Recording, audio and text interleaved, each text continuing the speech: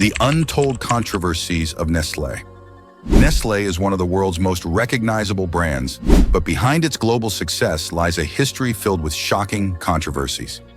Have you ever wondered what secrets are hidden beneath its pristine image? From water privatization issues to unethical marketing practices, Nestlé's story is more complicated than you might think. Why has this company, known for its beloved products, sparked so much debate and criticism over the years? Nestlé is the biggest food and drink company in the world. It makes a huge range of goods and sub-brands, such as Nescafé and Milo coffee, Abuelita syrup and Purina dog food, and many famous chocolate bars and candies. Nestlé also owns Hot Pockets, so it's really a big company with many fingers in many pies. For example, it has a 23% stock in L'Oreal, which is the biggest cosmetics company in the world. It's easy to find Nestlé goods. There are some things that Nestlé would rather keep secret, even though their goods can be found in almost every cupboard. How did Nestlé grow into one of the biggest companies in the history of the world? Even though Kit Kats are tasty, they couldn't save Nestlé from going through the roof. We'll talk about some of the major scandals that have helped the company get to where it is now, while also making ethical customers around the world dislike them for more than 50 years. The formula for babies a scandal. Baby formula is one of Nestlé's best-known and most talked-about items. Nestlé has been telling people since the beginning of the business in 1867 that its baby formula is better for babies than breast milk, which is not true at all. In the 1970s, they put a lot of effort into marketing in emerging countries in Asia, Africa, and Latin America. They sent saleswomen dressed as nurses to those countries to persuade mothers that their formula was better for their babies than breast milk. Many women who couldn't afford the expensive milk that was said to be better than the milk their bodies made for free mixed the formula with water, which often wasn't clean. This made it even less nutritious. Millions of babies died.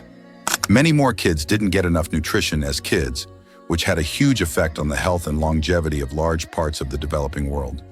This was one of the worst public scams a company has ever had to deal with. At the same time, the company made and still makes billions of dollars from baby formula. It's important to note that some women can't breastfeed, and baby formula that is made properly can be used instead of breast milk. But Nestlé took advantage of women by tricking millions of them into thinking that its milk was better than breast milk.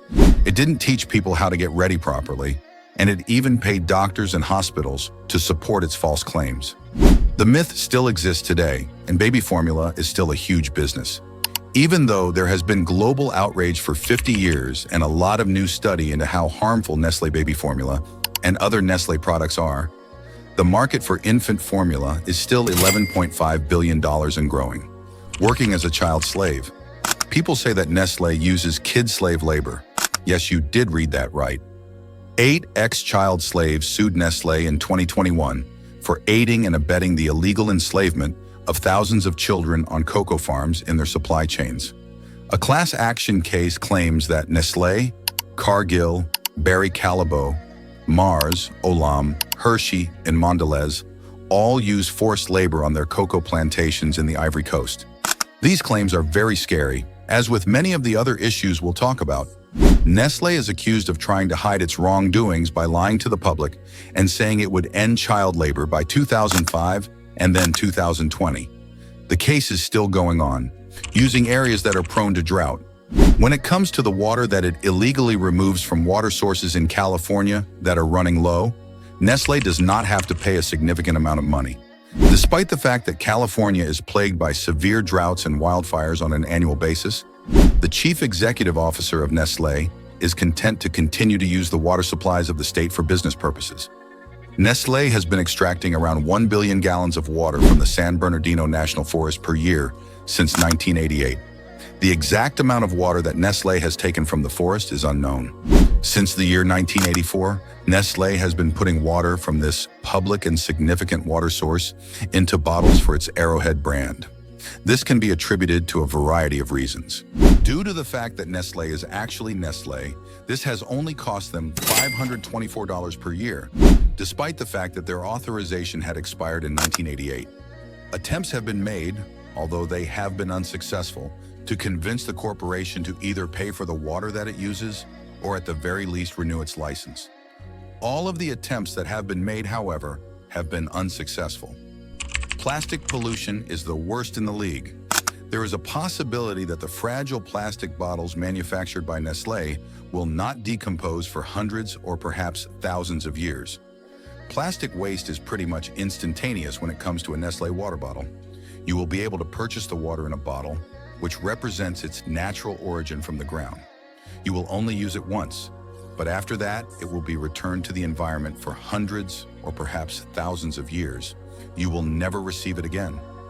Nestlé is not only the largest food and beverage company in the world, but it is also consistently listed as one of the most significant contributors to the pollution caused by plastic. A significant portion of its single-use plastic packaging is not recyclable, and as a result, it is discarded in public spaces, water sources, waste in the ocean, and as pollution in urban areas. It is still stated on the Nestlé website that the company has a long-standing commitment to sustainability, September 2022, despite the fact that there is substantial evidence that contradicts this statement.